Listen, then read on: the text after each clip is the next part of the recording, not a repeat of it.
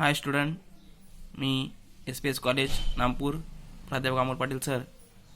आपण मागच्या तासाला स्पेसिमन पाहिला होता इन्कम अँड एक्सपेंडिचर अकाउंटचा. ह्यावेळेस आपण स्पेसिमन बघणार आहोत बॅलन्स शीटचा. कशा पद्धतीने बॅलन्स शीट आपल्याला तयार करावं लागतं नॉन प्रॉफिट ऑर्गनायझेशनमध्ये ते आपल्याला बघायचं आहे. त्याच्यामध्ये वरती हिडिंग टाकायची balance sheet as on 31 March 2000 liabilities inner amount outer amount asset inner amount outer amount. आधी आपण लायबिलिटी साईड बघू. लायबिलिटी साईडला पहिला आयटम आहे कॅपिटल फंड. जो तुमचा ओपनिंगचा बॅलन्स असतो, मागच्या वर्षाचा जो कॅपिटल गॅप लागलेला असतो तो या वर्षी आपल्याला कॅपिटल फंड म्हणून दर्शवायचा असतो. त्याच्यामध्ये ॲड, डोनेशन, एंट्रान्स फीज हे दोघं जर कॅपिटलाइज झाले असतील तर ते आपल्याला दोघं ॲड करावे लागतात. आणि जर सरप्लस निघाला तर तोही आपल्याला ॲड करावा लागतो. एकतर सरप्लस निघेल एकतर डेफिसिट निघेल, हा तुम्ही इन्कम अँड एक्सपेंडिचर अकाउंटवरून ट्रान्सफर केला असतो. सरप्लस निघाला तर ॲड आणि डेफिसिट निघाला तर लेस करून. आणि त्या अमाऊंट जे आउटरला निघेल त्यामुळे आपण आउटरला कॅपिटल फंडचे अमाऊंट म्हणून लिहितो. त्याच्यानंतर building fund, endowment fund, tournament fund, special fund, charity fund, sundry creditors, bank overdraft, other loan, outstanding expenses, pre received income, subscription received in advance. Pre received म्हणजे आपला जो आधीचं ॲडव्हान्स जो असेल तो, लाईफ मेंबरशिप फीज. एवढे item आपले liability साईडला येत असतात. त्याच पद्धतीने असेट साईडला बघितलं cash in hand, cash at bank, fixed deposit, investment, sundry debtors, land and building, furniture and fixtures, plant and machinery, equipment, playground, motor vehicles, library books, stock of sport material, stock of stationery, stock of drugs, loan and advances given, accrued interest, prepaid expenses, outstanding income. अशा पद्धतीने आपण balance शीटची जे आपण balance sheet होतं income and एक्सपेंडिचरमध्ये अकाउंटमध्ये येणारं ते बॅलन्स शीट आपण या ठिकाणी पाहिलं. त्याच्यापुढे आपण काही ॲडिशनल इन्फॉर्मेशन दिलेले असतात. ते ॲडिशनल इन्फॉर्मेशन आपण बघणार आहोत, ज्यांचे आपण 2 इफेक्ट करत असतो. असे 2 इफेक्टवाले ॲडिशनल इन्फॉर्मेशन आपण बघू. पहिली outstanding expenses. Outstanding expenses are the expenses which are unpaid. Outstanding expenses असे एक्सपेन्सेस की जे आपण पेड केलेले नसतात. मग त्याचे 2 इफेक्ट कशा पद्धतीने होतात. First, add outstanding amount in the concern expenditure on expenditure side of income and expenditure account. म्हणजे तुमचे आउटस्टँडिंग जे असतात, तुम्ही एक्सपेंडिचर साईडला ज्या अमाऊंटमध्ये किंवा ज्या आयटमवर आउटस्टँडिंग असेल त्या आयटममध्ये ॲड करणं एक्सपेंडिचर इन्कम अँड एक्सपेंडिचर अकाउंटमध्ये. आणि दुसरा effect, show outstanding expenses on liability side of balance sheet. आणि दुसरा इफेक्ट आपल्याला बॅलन्स शीटच्या लायबिलिटी साईडला घ्यावा लागतो. त्याच्यानंतर येतं प्रिपेड एक्सपेन्सेस. प्रिपेड एक्सपेन्सेसचा पहिला इफेक्ट जर बघितला, deduct the prepaid amount from the concern expense of expenditure side in the income and expenditure account. म्हणजे तुमच्या इन्कम अँड एक्सपेंडिचर अकाउंटची जी एक्सपेन्सेस साईड असते त्याच्यावर ज्या आयटमवर तुम्हाला प्रिपेड दिलं असेल त्या आयटममधून ते लेस करणं. आणि त्याचा दुसरा effect, show prepaid expense on asset side of balance sheet. आणि बॅलन्स शीटच्या असेट साईडला. त्याच्यानंतर ॲक्युअर्ड इन्कम किंवा आउटस्टँडिंग इन्कम आपण म्हणतो, हे आउटस्टँडिंग एक्सपेन्सेसच्या अपोजिट करायचं. जसं आउटस्टँडिंग एक्सपेन्सेस आपण कसं इन्कम अँड एक्सपेंडिचर अकाउंटच्या डेबिटला ॲड करतो, तसंच हे इन्कम अँड एक्सपेंडिचरच्या इन्कम साईडला म्हणजे क्रेडिट साईडला आपल्याला ॲड करायचं असतं. आणि त्याचा दुसरा इफेक्ट लायबिलिटी जातो, तर याचा दुसरा इफेक्ट असेट साईडला येत असतो बॅलन्स शीटचा.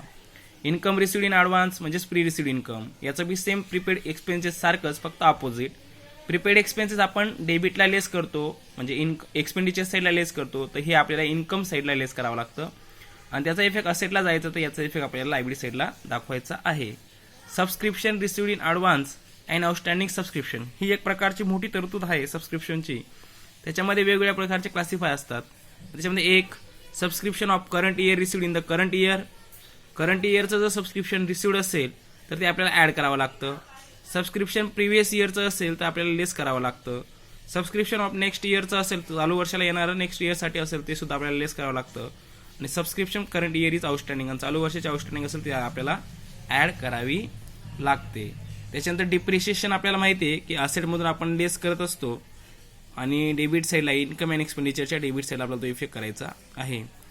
इथं सर्वात नवीन ॲडिशनल आपल्याला कॅपिटलायझेशन ऑफ इंट्रान्स फीज असेल, कॅपिटलायझेशन ऑफ डोनेशन असेल, फंड ऑफ एंडोमेंट फंड असेल, म्हणजे वेगवेगळ्या प्रकारचे कॅपिटलायझेशन असेल. कुठल्याही प्रकारचं कॅपिटलायझेशन असेल, तसं इथं एक्झाम्पल म्हणून इंट्रान्स फीज दिलं आहे, तर आपण हे इंट्रान्स फीजमधून जेवढं कॅपिटलायझेशन झालेलं असेल 50%, 100%, 60% काय असेल ते आपल्याला तेवढं लेस करावं लागतं आणि त्याचा दुसरा इफेक्ट कॅपिटल फंडमध्ये आपण ॲड करत असतो. अशा पद्धतीने कॅपिटलायझेशन फंड होत असतं.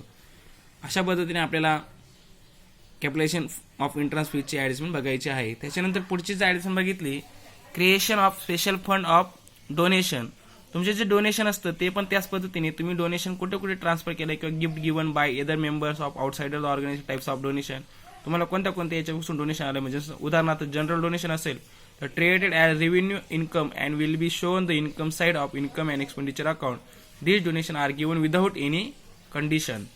आणि स्पेसिफिक डोनेशन असेल तर ते donation are sometimes given the specific purpose, the donor specific the purpose, the utilise the amount donated by him. Example, donation for building fund, donation for prize fund, donation for sport tournament, etc.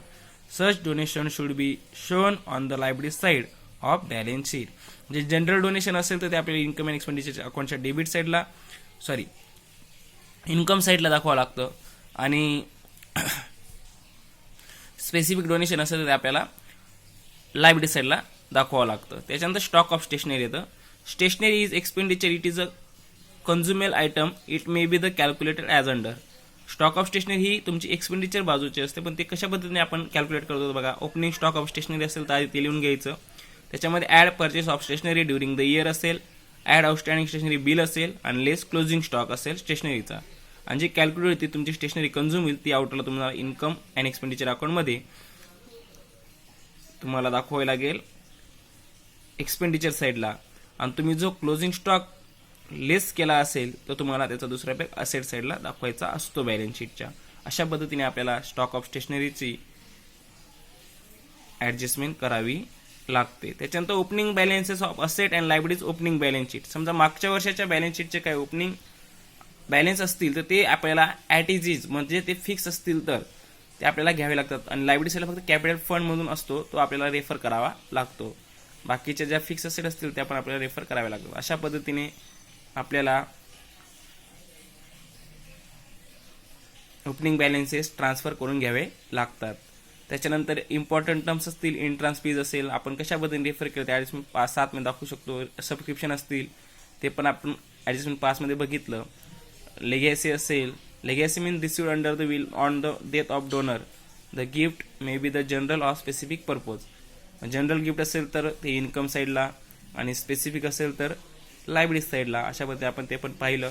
Life membership fees असेल तर ते सुद्धा non recurring income असल्यामुळे liability साईडला आपल्याला ते दाखवावं लागतं. अशा पद्धतीने आपण बॅलन्स शीटचा फॉर्मॅट त्याच पद्धतीने ॲडजस्टमेंट पण पाहिल्या.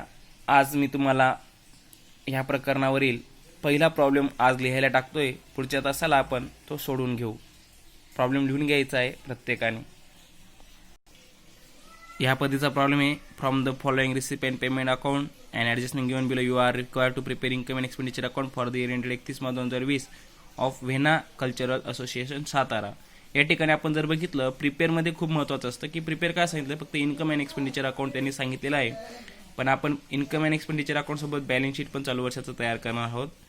तुम्हाला रिसिप्ट अँड पेमेंट अकाउंट दिलेलं आहे फॉर द इयर एंडेड 31/2020. कशा पद्धतीने रिसिप्ट अँड पेमेंट अकाउंट दिले ते तुम्ही तसं ॲज इट इज उतरून घ्यायचं आहे. ज्या पद्धतीने मी दाखवतोय तर तुमच्याकडे बुक्स असतील तर बुक्समध्ये लिहून घ्यायचं आहे आणि आपण पुढच्या तासाला ते व्यवस्थितपणे सोडून तुम्हाला दाखवणार. हा प्रॉब्लेम आहे. त्याच्या ॲडिशनल इन्फॉर्मेशन, ह्या 4 ॲडिशनल इन्फॉर्मेशन आहेत त्या आपल्याला बघायच्या आहेत. अशा पद्धतीने हा प्रॉब्लेम पूर्ण लिहून तुम्ही फॉर्मॅट आखून ठेवले माहिती असतील तर त्या पद्धतीने तुम्ही ड्रॉ करून ठेवले तर चांगलं राहील आणि आपल्याला सोपंही जाईल. आपण पुढच्या तासाला प्रॉब्लेम सोडवण्याचा लेक्चर आपण करणार आहोत. तर धन्यवाद. Take care.